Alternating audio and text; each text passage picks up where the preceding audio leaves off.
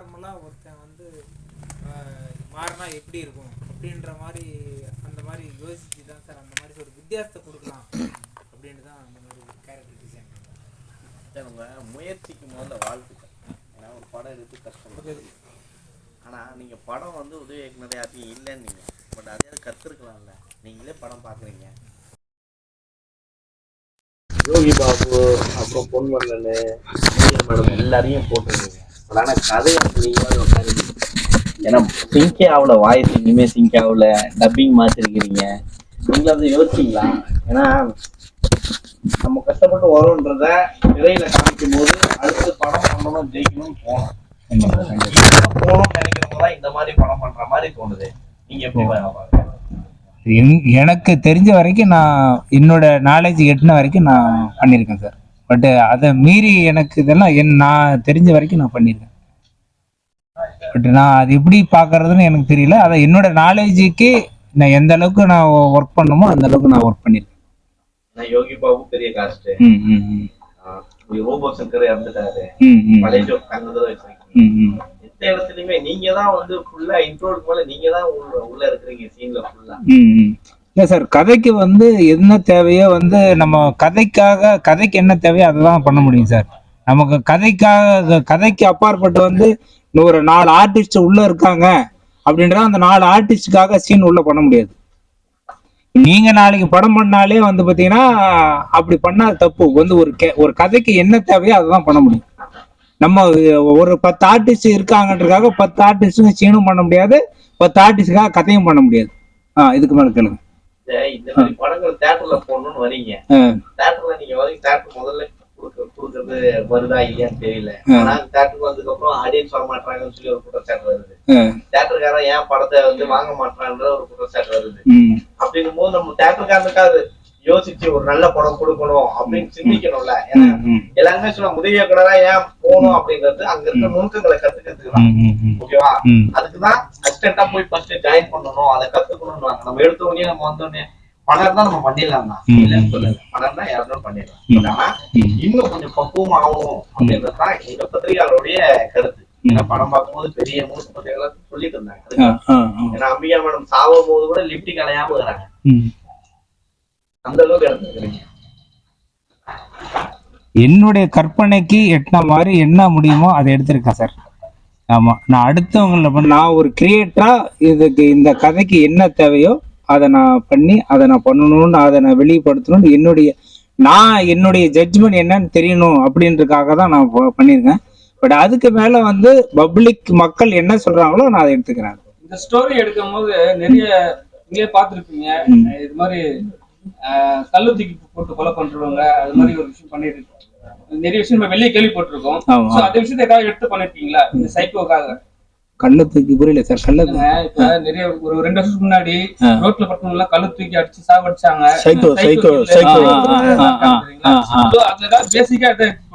இல்ல அப்படின்னா அப்படி இல்ல சார். நானா இது இப்படி ஒரு கேரக்டரை வந்து இது பண்ணணும் அப்படின்றதுக்காக நான் எந்த இதையும் வந்து சார்ந்து சரி இதை பண்ணி அப்படி பண்ணணும் அப்படின்ட்டு நான் பண்ணல. இந்த கதை எடுக்க என்ன நோக்கம்? என்ன சார், என்ன நோக்கத்துல எடுத்தீங்க இந்த கதை? என்ன நோக்கத்துக்கு எடுத்தீங்க? அது கரெக்டா எடுத்தீங்களா? கரெக்டா உருவாக்கப்பட்டதா? இந்த கதை வந்து ஆக்சுவலா நான் பேசிக்கா வந்து பாத்தீங்கன்னா ஒரு சிவில் இன்ஜினியர் படிச்சவன். அதனால வந்து அந்த கதைக்களத்தோட அதுல இருக்கிறதுன்னா நம்ம ஏதாவது கொஞ்சம் பெட்டரா நமக்கு வந்து ஐடியா செட் கிடைக்கும் அப்படின்றதுக்காக இந்த மாதிரி கதைக்களத்துல அதை எடுத்து அதுக்காக நான் ஒர்க் பண்ணேன். 12th எக்ஸாம் வாழ்க்கையே விட்டு கொடுத்தேன்னு சொல்றீங்க. அது ஏதாவது மென்ஷன் பண்ணிருக்கலாம்ல, என்ன பண்ணீங்கன்னு காட்டுங்க. 12th எக்ஸாமுக்கு அவங்க வந்து எக்ஸாம் எழுதுறாங்க, எந்த ஹெல்ப் பண்ணீங்க நீங்க?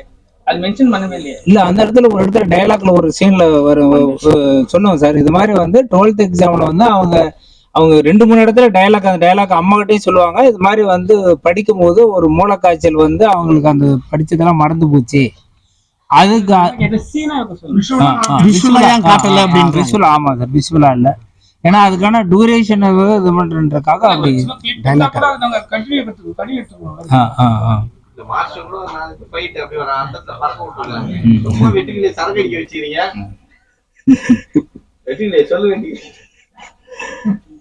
மார்ச் என்ன அந்த இதெல்லாம் கம்மியாயிட்டு இருக்குது, என்ன காரணம்? ஒரு உடம்பு ஏதாவது குறைக்கணும்னு குறைச்சிருக்காரா?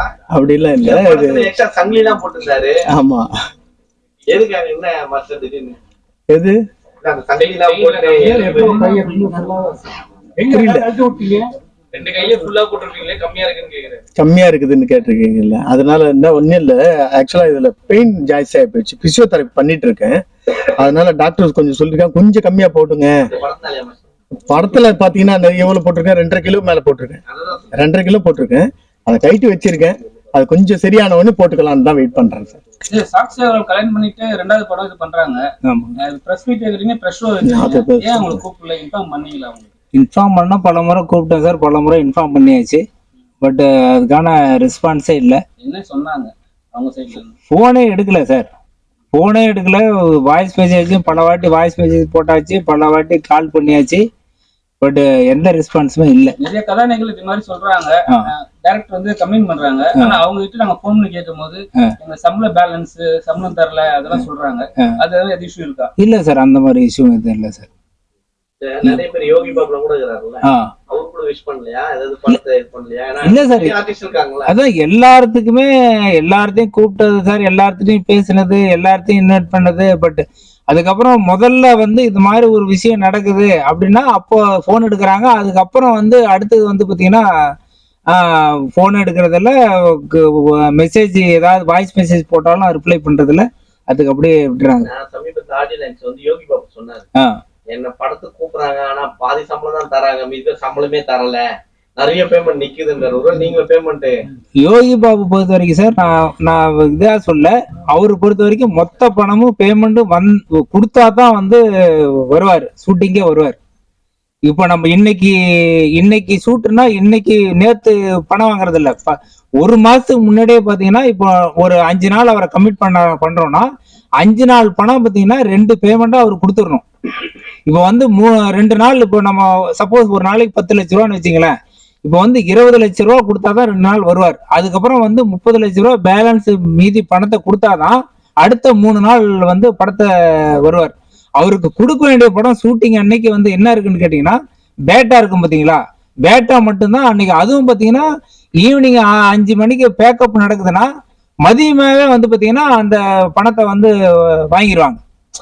எக்காரணத்தை கொண்டு பாத்தீங்கன்னா நடிகரோட பணங்கள் வந்து ப்ரொடியூசர் கிட்ட எக்காரணம் எனக்கு தெரிஞ்சு இருக்காது. இந்த படத்துலயும் வந்து பாத்தீங்கன்னா எந்த நடிகர் பணமும் வந்து பாத்தீங்கன்னா கிடையாது. பட் இருந்தாலும் பாத்தீங்கன்னா யாரோட சப்போர்ட்டும் கிடைக்கல. நீங்க விஜய் என்னன்னா நீங்களே பாத்துருப்பீங்க, அது வந்து கிண்டல் பண்ற மாதிரியே இருக்கு. ஒரு இப்ப கடைசியா நீங்க சாமி கும்பிடுறீங்க, அது ஃபர்ஸ்ட் சீன்ல வந்து ஒரு மாதிரி கிண்டல் பண்ற மாதிரியே இருக்கு, டார்ச் அடிக்கிறீங்க, கமலஹாசன் கிண்டல் பண்ற மாதிரி இருக்கு. ஏன் என்ன மென்ஷன் வச்சீங்க? இல்ல சார், அந்த கேரக்டர் வந்து ஒரு அப்நார்மல், அவன் வந்து பாத்தீங்கன்னா அவன் வந்து ஒரு நார்மலான கேரக்டர் இல்ல. அவர் எப்படின்னா மென்டலா இல்ல சைக்கோவா இல்ல எந்த மாதிரி எல்லாம் எந்த ஒரு இதுலயும் சேராத ஒரு கேரக்டர்ன்ற மென்ஷன் பண்றதுக்காக தான் அப்படி ஒரு சீனை இது பண்ணது. அவன் வந்து இப்போ யாரும் கிரிட்டிசைஸ் பண்ணும் அப்படி பண்ணலாம் அப்படின்னு கிடையாது. அந்த கேரக்டரோட இப்படி ஒரு எதுலயும் சேராத ஒரு கேரக்டர் அப்படின்ற ஒரு எஸ்டாப்ளிஷ் பண்ணுன்றதுக்காக தான் விஜய் ரசிகர்ன்றதுனால அப்படி ஒரு அந்த இதை வச்சு இது பண்ணது. வீடெல்லாம் ரொம்ப கிராண்டா இருக்கு. இந்த மாதிரி இருக்கிறாங்களா? நான்லாம் அந்த மாதிரி வேலைக்கெல்லாம் போயிருக்கேன், படிச்சிருக்கேன். இது சார் இன்னொரு விஷயம், ஸ்டெப்ஸ்ல வந்து உட்கார்ந்து பேசுற கான்வர்சேஷன் என்னன்னா, அவங்க ஏதோ கிரீம கலக்கிற மாதிரி கலக்கிட்டு பேசிட்டு இருக்காங்க. படத்தோட இன்ஜினியரான சாக்ஷி அர்வால் வந்து ஏதோ கான்வர்சேஷன் பண்றாங்க, வேலை செய்யற மாதிரி தெரியலையா, ஒரே அமைச்சூரா இருக்கு. இதுல இந்த அவங்க படியில உட்கார்ந்து ஷாட் எடுத்திருப்பீங்களா? யோகி பாபுவும் தங்கத்துறையும் பேசுற ஷாட். யோகி பாபு, ஆமா ஆமா சார். அமைச்சூரா இருக்கு. நீங்க சிவில் இன்ஜினியர் சொல்றீங்க, சம்பந்தமே இல்லை. சிவில் ஒர்க்ல எந்த ஒரு மெச்சூரிட்டியுமே இல்லை. இல்ல சார், அங்க வந்து பாத்தீங்கன்னா அவங்க வந்து ஒரு ஆர்கிடெக்ட் சார். ஆமா ஆமா, ஏதோ கிரீம் மாதிரி மிக்ஸ் பண்ணிருக்காங்க, மேக்கப் பூசர் கிரீம் மாதிரி. இல்ல அவங்க வந்து எப்படின்னா ஒரு காமெடின்ற பேர்ல அவங்க வந்து வேலை இப்படி லூட்டி அடிக்கிறாங்க, இப்ப வேலை செய்யாம லூட்டி அடிக்கிறாங்க அப்படின்ற மாதிரி எஸ்டாப்ளிஷ் பண்ற மாதிரி அந்த சீன். இல்ல சார், அவங்க இன்ஜினியரே வராங்க உள்ள சீனுக்குள்ள. இல்ல அந்த டயலாக் முதல்ல இருக்குமே சார். இவங்க 2 பேரும் பேசிட்டு இருப்பாங்க, ஏன்டா இது மாதிரிலாம் பண்ணிட்டு இருக்கான்னு வந்து யோகி பாபு உள்ள என்ட்ரி ஆகும் போது அந்த டயலாக் சொல்லிட்டு தான் அந்த உட்காருவாரு. இப்ப இவரா வந்து பாத்தீங்கன்னா எங்கடா போனா அப்படின்னு அந்த லேடிஸும் சொல்லுவாங்க இந்த மாதிரி எங்கேயா போனா இங்க இருந்துச்சு விட்டுன்னு சொல்லிட்டு அந்த அந்த ஒரு காமெடி ஓரியன்டட் தான் அந்த சீன் பண்ணாது சார். சார் இப்ப நீங்க ரெண்டாவது சீன்ல விஜய் சார் ரெண்டாவது சீன்ல சொல்லிருப்பீங்க கடவுள் மாதிரி விஜய் வந்து கடவுள் மாதிரி சொல்லிருப்பீங்க. நிறைய பேர் அப்படிதான் சொல்லி திரியறாங்க. ஆனா அவங்க வந்து நாங்க வேற மாதிரி தான் சொல்லிருக்காங்க மத்தவங்க. அது எப்படி நீங்க பாக்குறீங்க? ஏன்னா நீங்க கடவுள் சொல்லிருக்கீங்க செகண்ட் சீன்ல. ஆமா ஆமா சார். சரிங்களா, எங்க கடவுள் நீங்க தான். ஆமா சார். சரிங்களா, இப்ப வந்து கடவுள் சொல்ற ஆளே நிறைய பேர் வந்து கிண்டல் பண்றாங்க சோசியல் மீடியால. சோசியல் அவரை கடவுள்னு சொல்றவங்க கிண்டல் பண்றாங்க. நீங்க எப்படி பாக்குறீங்க? நீங்க விஜய் ரசிகர் சொல்றீங்களா? ஆமா சார். அதான் கேக்குறேன். கடவுள்னு சொன்னாலும் அவங்கவுங்க இப்ப வந்து பாத்தீங்கன்னா எனக்கு ஒருத்தர் பிடிக்கும்ன்றதுனால இப்ப நான் வந்து எந்த எக்ஸ்ட்ரீம் வேணாலும் போவேன் சார். இப்ப நீங்க ஒரு உதாரணத்துக்கு இப்ப நீங்க வந்து உங்களை ரொம்ப காலமா நான் வந்து நேசிக்கிறேன் பிடிக்குன்றதுனால வந்து பாத்தீங்கன்னா உங்களை கேரக்டர் வந்து அதை மீறி வந்து என்னால யோசிக்க தெரியாது. நீங்க வந்து தப்பானவர் இல்ல அந்த தகுதிக்கு இல்லாதவர் அப்படின்ற வந்து என்னால யோசிக்க முடியாது. அந்த மாதிரி மைண்ட் செட்ல தான் வந்து பாத்தீங்கன்னா ஒரு எக்ஸ்ட்ரீமா ஒருத்தன் வந்து ஒரு சின்ன வயசுல இருந்து ஒரு அவங்களோட தீவிர ரசிகனா இருக்கேன் அப்படின்றதுனால அந்த மாதிரி ஒரு இது அவர்கிட்ட ஒரு ஆஃபரிங் இது மாதிரி சொல்ற மாதிரி இது மாதிரி என்ன எப்படியாவது இது பண்ணு அப்படின்னு சொல்ற மாதிரி வச்சிருக்கேன். ஒருவேளை யோகி பாபுன்னு சொல்லியிருக்காரு சின்ன படத்துக்கு சப்போர்ட் பண்ணாரு. நீங்க குரூப்பா போய் ஒரு வீடியோவாவது வாங்கி போடுவீங்களா? ட்விட்டர் ஏதோ ஒண்ணு இந்த படத்தை ஏன்னா சின்ன படம் சப்போர்ட் பண்றேன்னு சொல்லியிருக்காரு. நீங்க முயற்சி எடுத்திருக்கீங்க.